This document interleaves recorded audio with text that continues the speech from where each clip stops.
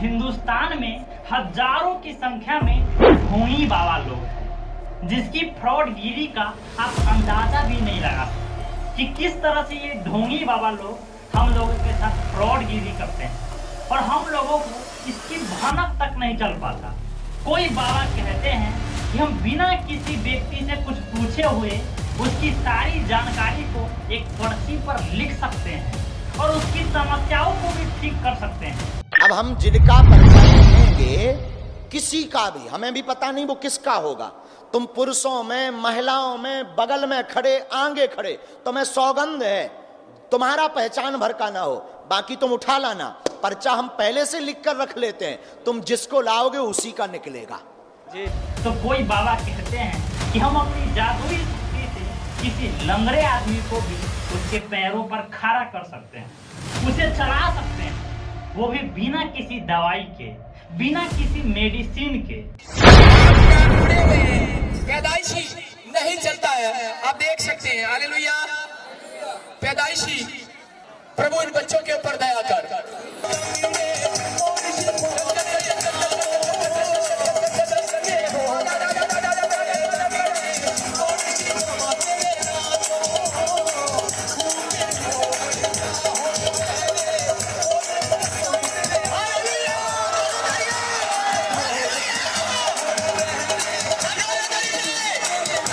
जिसके वजह से आज ये ढोंगी बाबा लोग बहुत पॉपुलर है और फ्रॉडगिरी करके करोड़ों रुपया की कमाई करते हैं। लेकिन इन्हीं बाबाओं के बीच एक ऐसे भी बाबा है जिनको इस फ्रॉडगिरी से कोई मतलब नहीं। अगर उनको कोई कुछ पैसा भी देने जाते हैं, दान करने जाते हैं, तो ये बाबा उन्हें डांट फटकार कर बाहर निकाल देते हैं, जिसके डर से कोई लोग इन्हें पैसे दान करने या फिर कोई सामान दान करने नहीं जाते। इनकी इन्हीं अच्छाइयों की वजह से आज विराट कोहली, अनुष्का शर्मा, बी प्राक और रवि किशन जैसे बड़े बड़े सुपर स्टार लोग इनके बहुत बड़े भक्त हैं। नमस्कार, मैं हूँ कृष्णनंदन चढ़सील और आज बात वृंदावन वाले बाबा या फिर यूं कहे तो पीले बाबा, इंग्लिश में कहो येलो बाबा, पीले बाबा श्री हित प्रेमानंद जी महाराज चाहिए। तो कईयों को ऐसे जो पूज्य जन हुए हैं तो बाबा मेरी समझ में नहीं आता तुम्हारी किडनी खराब है, सच्ची में खराब है, तुम्हारा सच्ची में डायलिसिस होता है। तो उनको ऐसे उठा करके दिखाया कि देखो ये छाती में यहाँ पाइप पड़ा है। प्रेमानंद जी महाराज का जन्म उत्तर प्रदेश राज्य के कानपुर जिले में स्थित अखड़ी गांव में हुआ।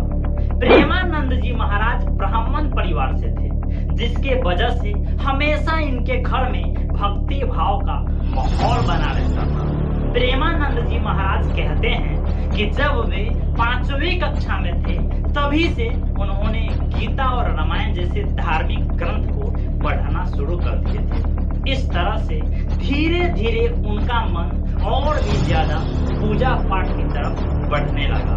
और फिर एक समय ऐसा भी आया जब प्रेमानंद जी महाराज पूरी तरह से ब्रह्मचारी बनने का फैसला कर लिया। हे, रुको रुको रुको, ब्रह्मचारी का मतलब समझते हो? नहीं समझते हो? ओके, कोई बात नहीं, तुम्हारा भाई है ना समझाने के लिए। ब्रह्मचारी का मतलब होता है कि किसी कुंवारी कन्या की तरफ नहीं देखना, बुलाती है मगर जाने का नहीं। अरे बुलाती है मगर जाने का नहीं, वो चुतिया है, तुम्हें भी चुतिया बना देगी, उसे गर्लफ्रेंड बनाने का नहीं।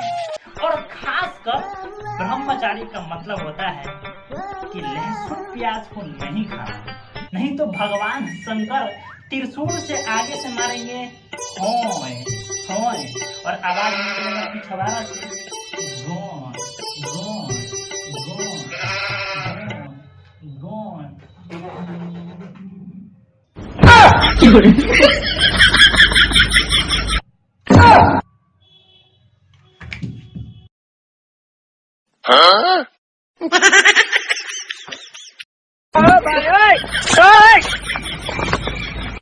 सावना में खाई रहनी लहसुन पिया जमा।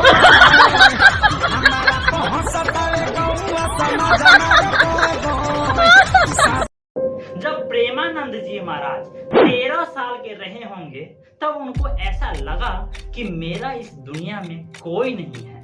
प्रेमानंद जी महाराज सोच रहे थे कि आज मेरे घर में दादाजी है, मम्मी है, पापा भी है, लेकिन एक ना एक दिन सभी मर जाएंगे ना, तो फिर मेरा सहारा कौन होगा? कोई नहीं, सिर्फ और सिर्फ भगवान। तो क्यों ना मैं अभी से ही भगवान की खोज में निकल जाऊं।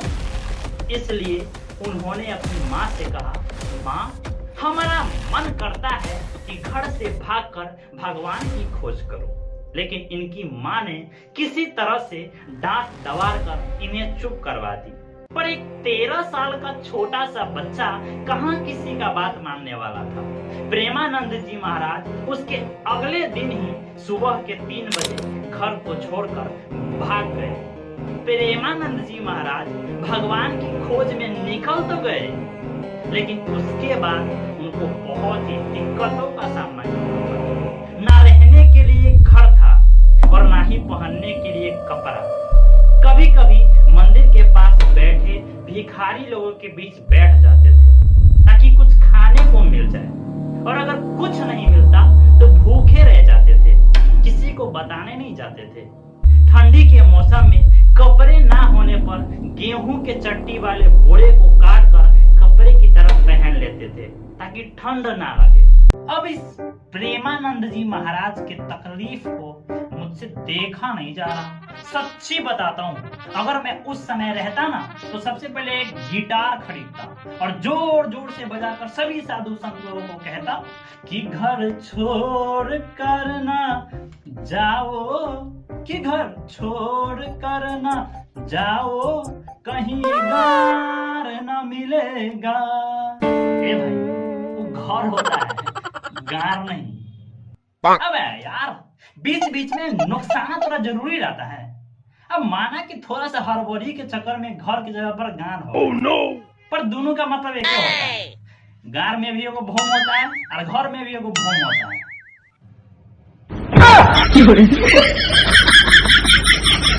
बीच बीच में मत होगा घर छोड़ कर ना जाओ, कहीं गार न मिलेगा।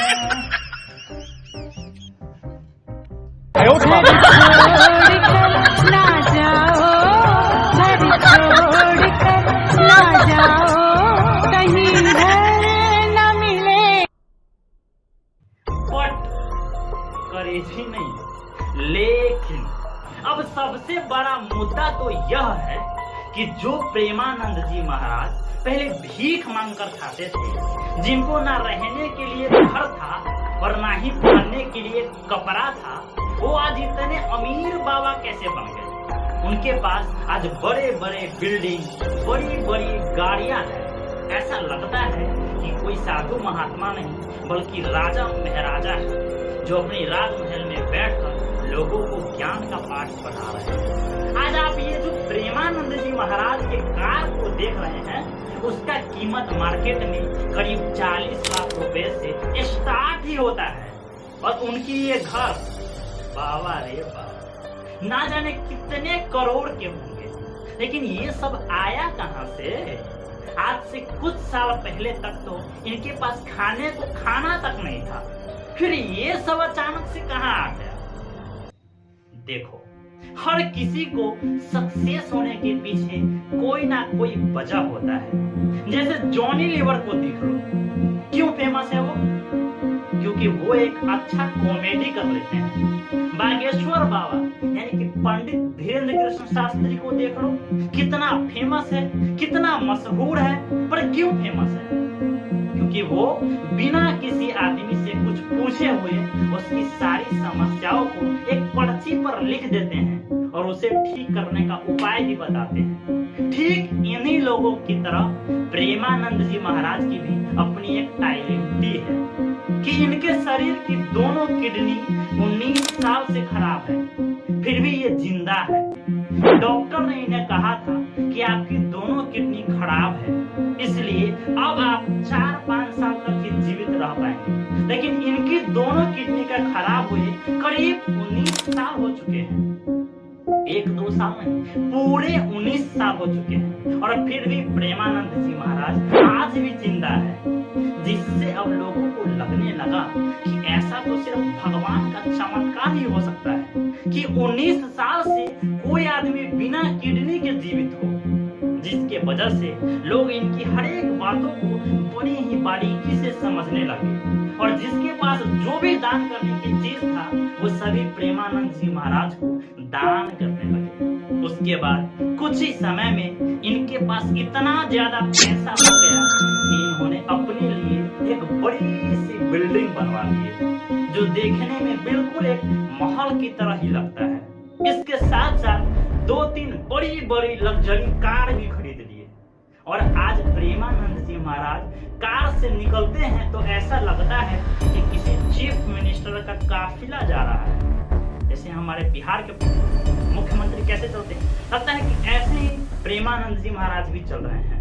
अगर गलती से कहीं पैदल चलते हुए प्रेमानंद जी महाराज सड़क पर निकल गए तो उनसे मिलने के लिए लोगों की लंबी सी लाइन लग जाता है।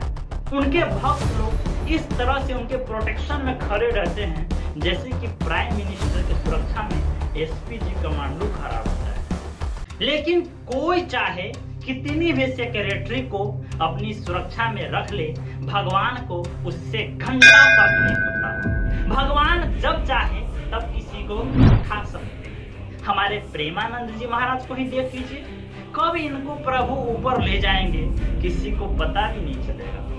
दरअसल इनको जो किडनी की बीमारी है उसे कहते हैं पॉलीसिस्टिक किडनी डिजीज, जो कि एक जेनेटिक डिजीज है, यानी कि यह बीमारी इनको अपने माता पिता की वजह से हुआ होगा। उनके माता या पिता में से किसी न किसी को किडनी की बीमारी जरूर रहा होगा, जिसके वजह से इनको भी किडनी की बीमारी हो गया। लाइक दिस एड्स, जैसे कि अगर माता या पिता दोनों में से किसी एक आदमी को एड्स है तो वो एड्स होने वाले बच्चे में भी होने की संभावना रहता है।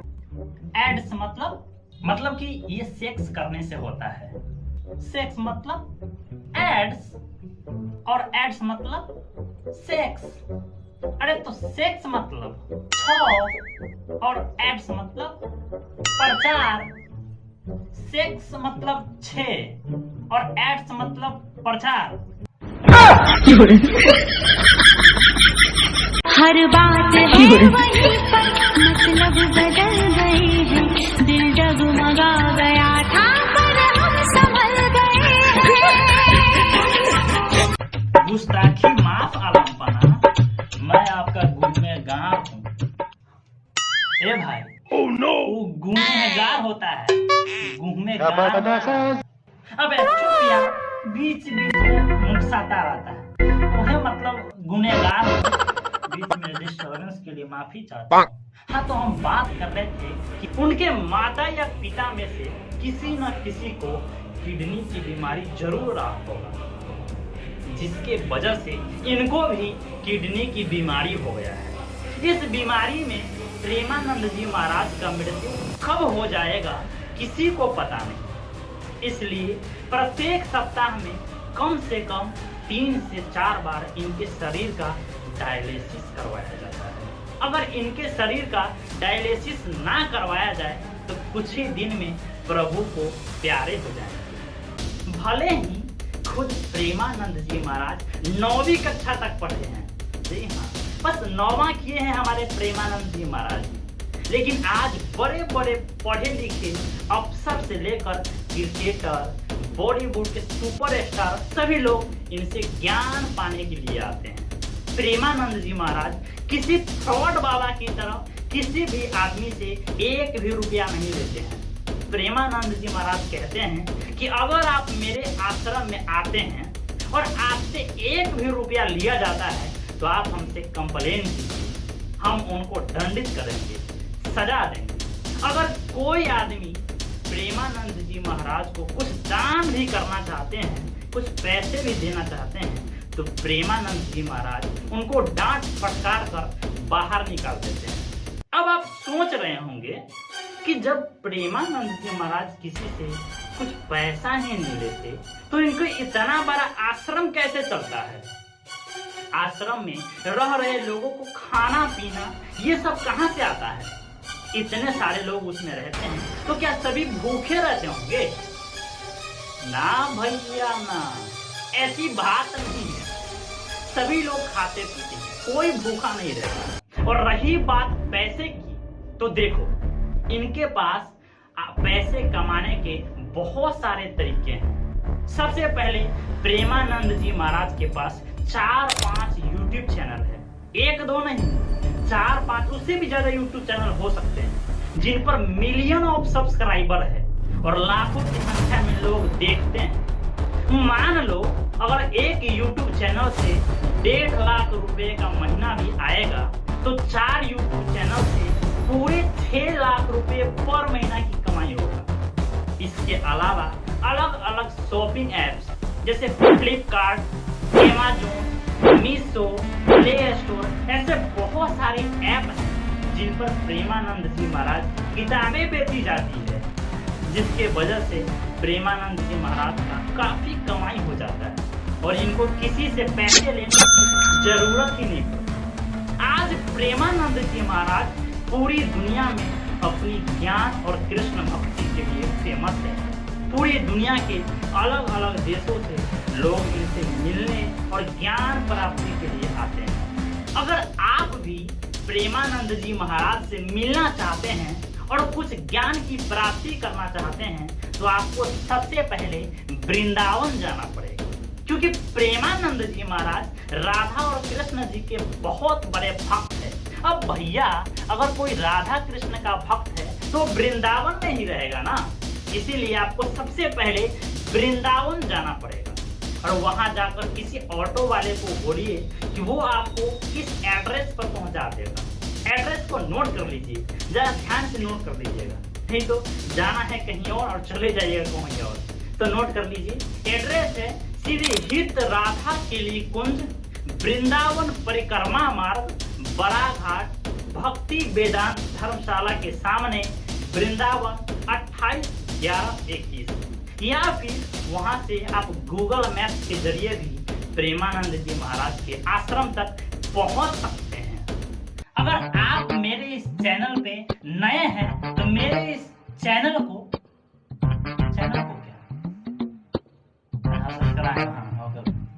तो मेरे इस चैनल को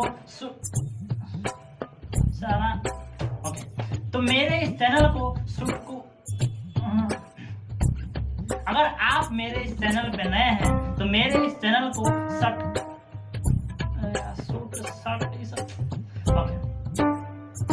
अगर आप मेरे इस चैनल पे नए हैं तो मेरे इस चैनल को सब्सक्राइब जरूर कर लीजिए और मेरे वीडियो का और मेरा वीडियो का अपडेट आपको सबसे पहले मिले, इसके लिए घंटा को जरूर हिलाइएगा कि जब भी मेरा वीडियो अपलोड हो तो आपको सबसे पहले मारेगा वीडियो टन और आपको देखने को मिलेगा। अगर आप लोगों को आज का यह वीडियो अच्छा लगा है तो इस वीडियो को भी जरूर देखिएगा। आई होप बहुत अच्छा लगेगा, जिसमें मैंने यह बताया है कि बागेश्वर बाबा यानी कि पंडित धीरेन्द्र कृष्ण शास्त्री की सच्चाई क्या है। तो जाइए देखिए, एंजॉय कीजिए। तो मिलते हैं एक नई वीडियो के साथ अगले दिन, पिछले दिन नहीं, अगले दिन।